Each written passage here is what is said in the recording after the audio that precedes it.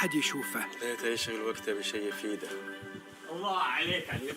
عالم كبر وعاش فينا، عالم الحماس فيه يوصلك كل مرة لحلم أصعب، بس ما يصعب عليك. بارت معك وين ما تروح.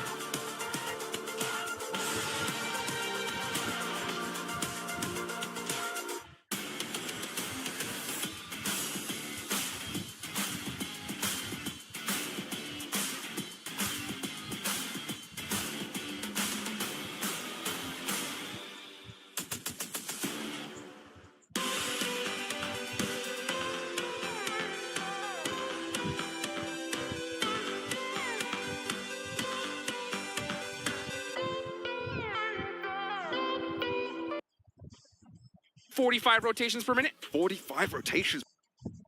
Yeah. Look at this high ground. K has gonna have to leave it. They gotta start moving up. Pointing Cake previously across the bridge. You could see, like I said, it works out. GT20 Pro will equip devices, offering esports level performance and visually stunning experiences in the 2024 PMWC. Well, ladies and gentlemen, it's time! Let's get this game started! Match number 1 of the PUBG Mobile World Cup live here in Riyadh, Saudi Arabia. Players have traveled all around the world for this moment. And we can see a beautiful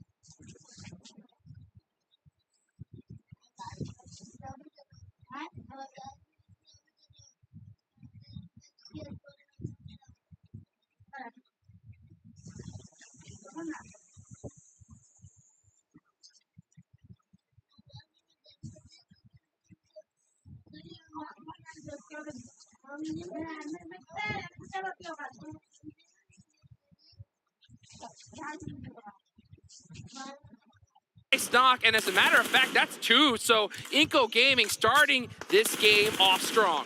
Finding those first eliminations. First blood is drawn. Nenebete puts 2 up for Inco Gaming. In Brazil, this is a team that is feared when you bring out their name, and it seems like they're going to start off that again. That hold on that bridge on the northwest side of that South Island, going to start off effectively. DRX not able to move through. Close by though, 4 Miracle Vibes. They're playing out to the east side of this Inco position. They're going to be playing to try and get across, try and get ahead of Inco Gaming, that vulnerability in the Inco Gaming position. Yeah, Inco Gaming, like we just said a little bit earlier, they got to focus on getting those eliminations, and they did exactly just that. But timing of these fights are going to be so imperative right now, because if they take a fight just a little bit too early, their chance of getting third-partied are very high. So right now, it looks like they're just happy to just stay in their position and just gatekeep this bridge with all they got. They got to watch out, because we are seeing some swimmers come out from DRX right alongside them. It looks like Inco are going to start to make their way across the bridge. You could see Nenebete leading that charge over the bridge. Will be their outpost, their foothold. Hopefully, they'll be able to regroup and coalesce onto that north side. A lot more focus over towards the hard tin edge of things as well, as teams start to coagulate over in that direction as well. Yeah, it looks like Inco Gaming are going to start crossing that bridge and start taking a little bit more real estate here on this island, which is definitely a smart thing.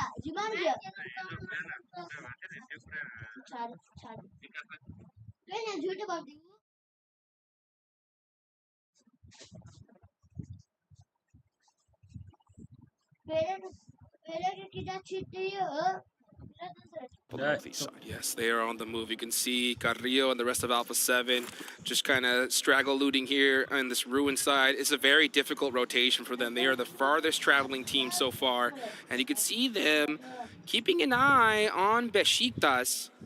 Let's see if he's able to get that knock. Does he see Lewis laying down there? He does, and he gets that initial knock, and that's going to be the one to open things up for Alpha 7 as they're on the move. Besiktas losing a player there. Alpha 7, though, they are playing right on the edge, right? It's something that you said, you know, maybe they like to do that sort of stuff, but crossing that river is notorious for taking its toll on a team that leaves it a little bit too late.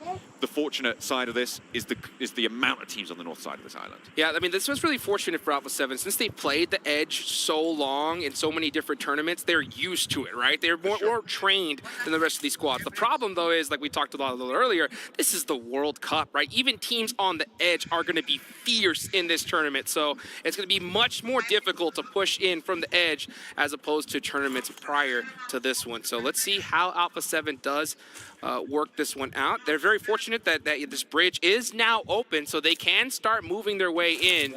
But we'll see how they decide to play this one out. We are starting to see some battles up on the top near Hot Tin, and I believe that was from that boat tape we saw earlier from Tiamba.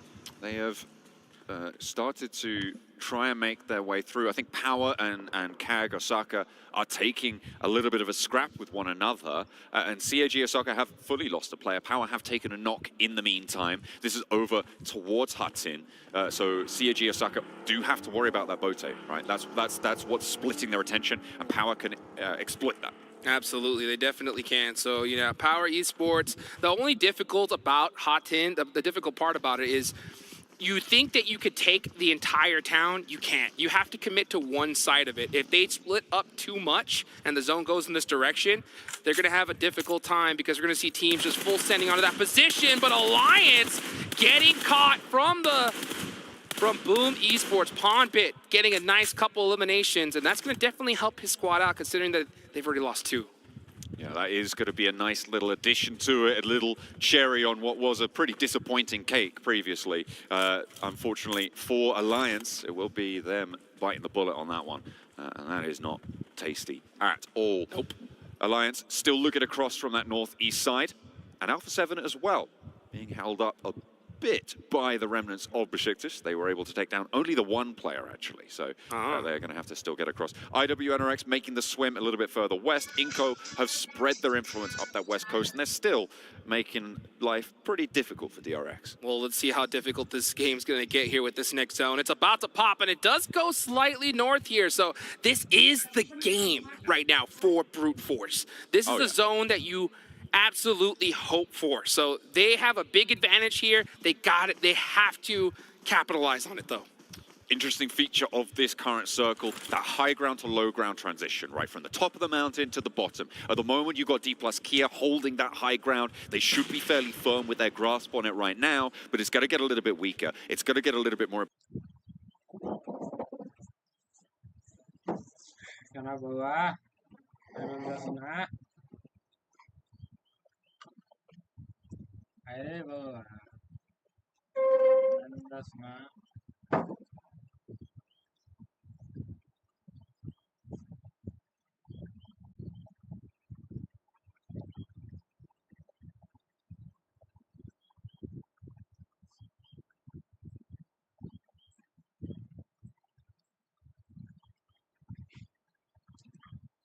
Anies dan untuk tsunami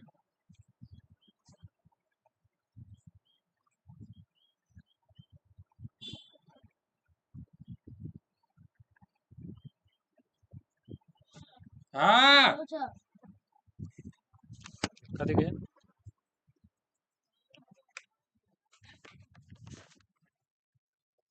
lewat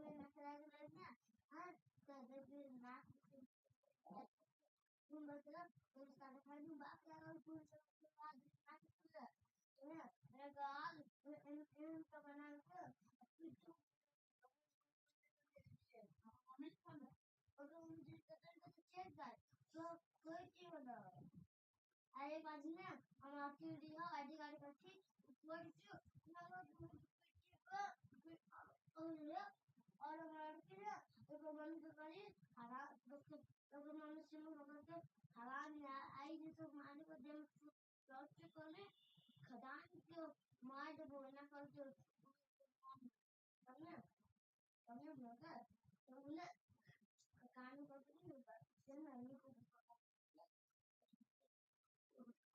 छोड़ दो अभी तो और इधर आके भाई बोल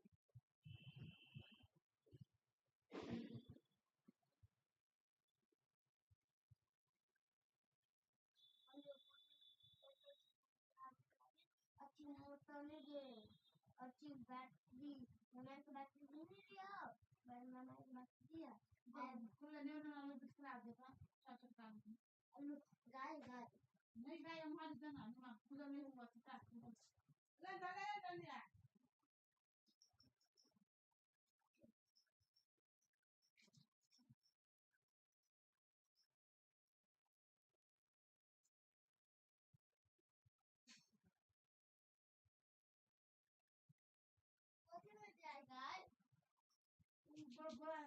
में जाएगा बोला है तो काचे आलू वही कुछ काचे आलू बनाया छोटा छोटा ये ना क्या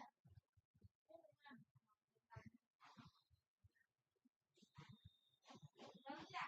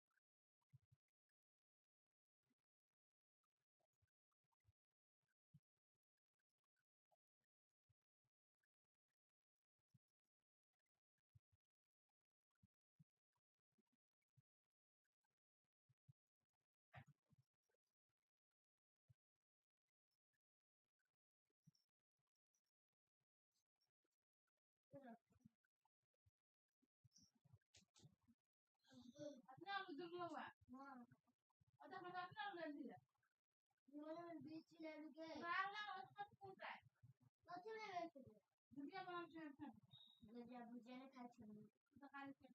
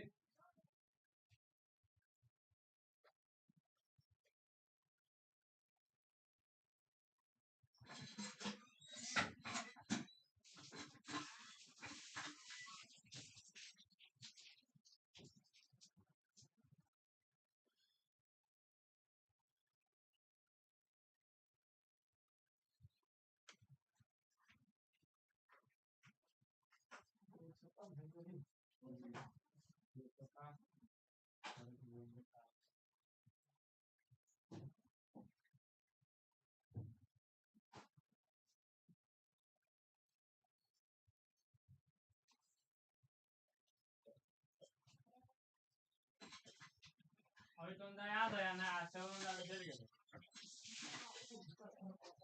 Yelo मात्र गलती कर गया आगे तो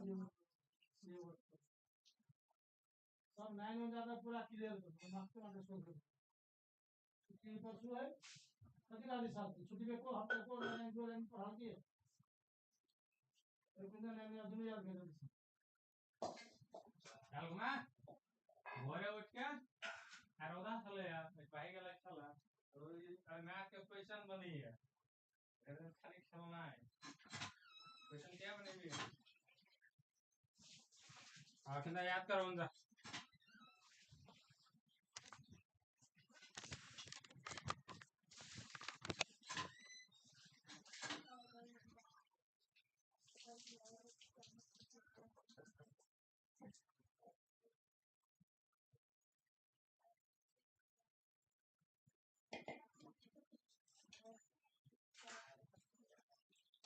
बेटा मोदी कहाँ सवार दिला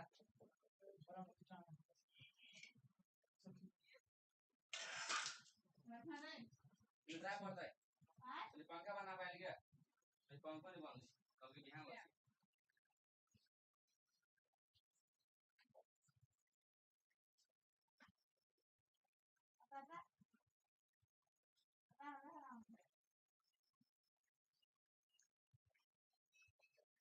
तो बोला था नहीं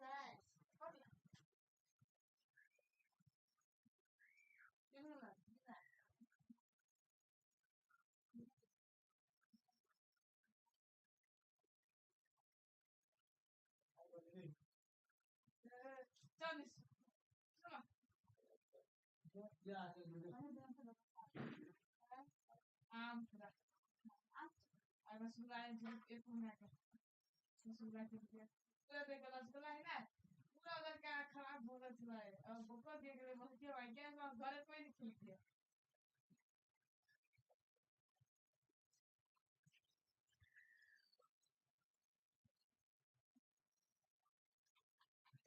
हाँ Shri Ram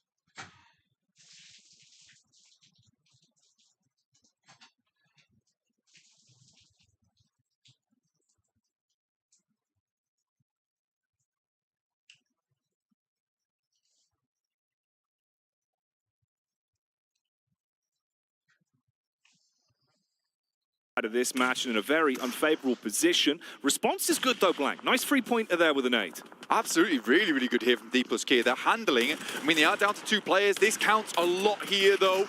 Needs to find some kind of value off that play. K comes through, though. The flying shot with the S12K. Oh, mate, he's the Flying Dutchman. Just breathing his way through the air bit by bit, blowing them to pieces. And they're making this one work. The elongated fight that seems to be going in their way cleanly now. Icy Boss on the side, though, with a nade could be devastating if he places it just right. Getting the nade through the window onto the stairs, not that difficult to hit either. So I think Icy Boss could potentially hit something big here. Just tosses it out into the open room, though. Does not get anything done. So Icy from Moneymakers, probably his last stand here versus D+Kia.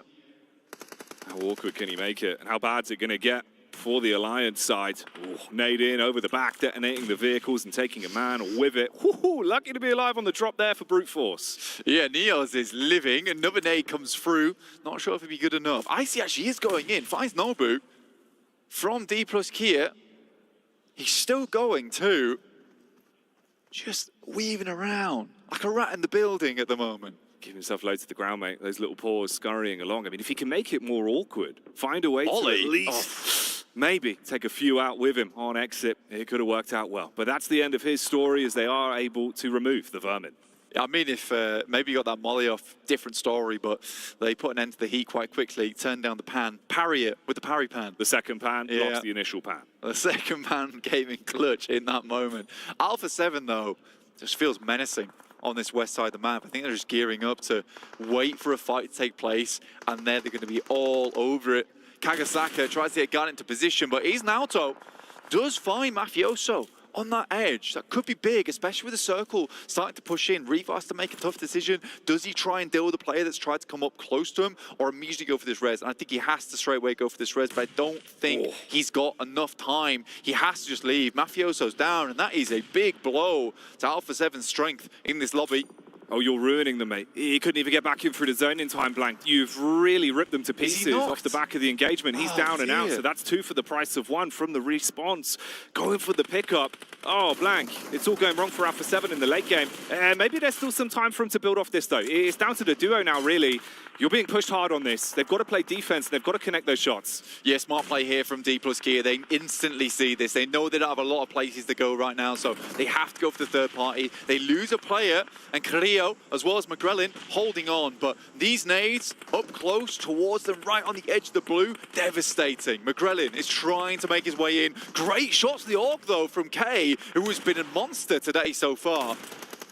Can he get the last man? Oh, shot back on the drop down. At least it's the trade. Get him on his feet. See if they can salvage him. But the game itself for Alpha 7, it will not be theirs. Out in 5th. Man, it felt like it could have been so much better, but Revo just makes a big mistake trying to pick Mafioso up. And I think if you're Mafioso, you're just saying, don't res me. Just leave me. I'm done. Yeah. We need to get 3 players into this zone, and this is taking way too long. So for Mafioso, potentially calls for the res. Potentially Revo's just too good of a friend. Just did not want to leave a man behind, but in a situation like that, you've got to go. CAD, they've been going absolutely nuclear with some of these plays from the sideline, though, consistently dealing deathly blows and finding the opportunities to take fights, Blank. That's what's been working for them. The high ground they're establishing, just making it so awkward. There is a bit of a knockback onto them. 2 still alive in good stead, at least in terms of the positioning, and the smoke's blocking the line of sight back from Brute Force. Yeah, just a rough push, though, for Kagasaka right now. I mean, they are not getting across this side. Alliance and Brute Force, they make a bit of a split-second decision towards the early game where they just pick up this coastal side, and you can sort of have that agreement, right? Sign the contract, we'll have this side, you'll have the other. And I mean, Neos has been somewhat pushing the boundaries on some of these clauses by sending he's testing it, sending the nades across towards the other side. And Alliance is suing, but not much they can do about it other than that. And I think that this is going to come down to a Brute Force versus Alliance ending. The question is, does this head further over towards the eastern side, give Brute Force a bit of more space to play with? But it's looking with this circle, it's going to be a central shift. Alliance should have this in the bag if they don't make too many mistakes. That's what it'll come down to. We'll keep an eye on the clean sheet. If they can avoid making any muck-ups, the longer this one goes on, You've got the positional advantage. You've got to hit your shots and play your cards right. Brute Force with a more spread setup, making it harder for the nades to blow them out of position. But again, you're still finding an opportunity to make it a little bit more awkward from way back in the range. KAG might not have the cleanest rotation, but if they can put the pressure on, they might be able to buy themselves a bit of time. The Lynx AMR, bro. I mean, that's going to hit hard, if it does hit at all. And there is so much cover right now available to Alliance that this Lynx has got to be pulled out at an opportune time. I mean, realistically for Kagosaka, this needs to head northwest. It needs to give them some more breathing room. They have the hard cover of the crate to play with. That is fortuitous. That is a blessing in of itself. But yeah, things are quietening down now. As we get towards the end of the match, where it's all going to explode on our screens. Bit of a difficult one, though. Again, for Brute Force, far down in the rankings. Yeah. This game means a lot to them. They need to pull up their socks in this match. We'll see how that affects their playstyle as well. If they overindulge based off of the fact they want to get stuck into it, cause the first issues. Hang on, a bit of a rotate round the back as well for Alliance in terms of the angles you could work with here. They're spreading themselves out a bit, Blank. This could be tasty. I like this from Jimmy, actually. It does make... If they want to peak, they take shots over towards Alliance. That is a really nice off angle. This will very much depend on the reaction speed coming through from Kagosaka in this game. But you can see just even on the scoreboard right now, Brute Force, 1 elimination. Alliance, one elimination. Both these teams have forsaken eliminations in this match for the 10-point chicken dinner, right? It's not really going to be worth it to either side picking up that second place. Right, it's not hugely beneficial. That 10 points is what they're all gunning for right now. Kagosaka is looking a little bit better for them with the 4 elims, but again, getting a 3rd place, coming out of this game with 8 elims. Then you look at teams like D plus Kia, Alpha 7, already made 16 points on the match. That's why there's so much pressure on this. The decision-making has to be pristine. Brute Force do get stuck in. That's actually a knockback onto the Alliance side as well, which does turn up the heat a little bit and maybe provide some room for KAG to get stuck in with a third party from the side. The wind goes against them, though. Brute Force clapped back. The fight continues on, and we're seeing the issues arise. This is where Jimmy's power play could be a huge maneuver. You're talking about the fact it's not worth going for it then. It well could be now. He's got the close angle clear as well, peppering damage down, and it's good for him to clean up. So Alliance making some smart moves here. Yeah, real clean. Neos even actually on his pass in took a shot over towards Kagosaka, hit one of those other knocks. So Jimmy's life was made a whole lot easier. Pre-pod, up front, very low HP, is taken down, and Jimmy's still up. Hasn't been shut down just yet, and Cluck is just taking names. They're desperately trying to get this res off here, Jackie. Oh, it's the nade, though. This could be the big money maker around the sideline. If you're able to hit that one as a haymaker, it keeps the pressure on them. And you've got all eyes drilled in on the backside of the rock, clearing the cover as they turn it. It's going to have to force them out. Splash damage round the corner. A 1-for-1 trade onto either side. Alliance really committing into the fight, but the Tides, they're starting to turn, Blank. You're finding an opportunity back for Brute Force. A menial one at that, but if they can do something off this, maybe there's a chance. You've got a bit of space to work with. Circle will push him in soon. Chudo picking himself a first aid kit, has to hit something, but Jimmy's off angle here is devastating. He has to win this engagement, moves out, the molly's there and will finish him off.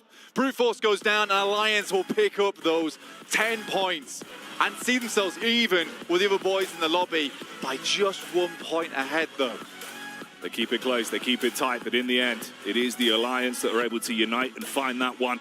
Oh, the decision-making as well. Fair play to Jimmy with the backstab and the repositioning. Even the slight moment of divine intervention, staying alive with about 1 point of health in that firefight so the rest of his teammates could clean up. Huge win for Alliance there, Blank. That's a big chicken dinner. Yeah, massive. Again, it's one of those decisions you have to make where you have to pour a lot of your heart into those final moments to come away with some good points. And Jimmy taking that off angle was huge because he really weakens his backline, right? Brute Force could have maybe pushed in, but they did a great job to keep him at bay. Jimmy cleans up Kagosaka. A lovely, lovely stuff from that team. And again, you got to put a lot of trust in Jimmy to handle a 3-man team over on the north side by himself. And in the end, that off angle became crucial as well to deal with Brute Force. Yeah, he had the only line of sight that was actually beneficial for them for the fight off the back of the engagement from the nade. So did really clean house and put them in a way better position. You've got to appreciate that one. They knew the situation they were in, played it as best they could, and walk away with at least a nice buffer of points there with how the game could have gone, Blank. Because there was a timeline where no one was winning on that one. Yeah, dude, I feel so bad for Alpha 7 as well. well, because it looked like they were absolutely pumping, and then D plus Kia just comes in and takes them out. Reject as well. Yep. I mean, the way they dealt with Reject was so speedy. And I think that's something that Reject's never been really all that good with dealing with, is just brute force at the end of the day, where they fly, not actually the team, but brute force in map 7. Just the play style. Yeah, where they come in and they just start slapping everyone on the cheeks. So I think for Alpha 7, great play from them. Reject need to start to learn to deal with these quick plays. Yeah, you've got to find an answer.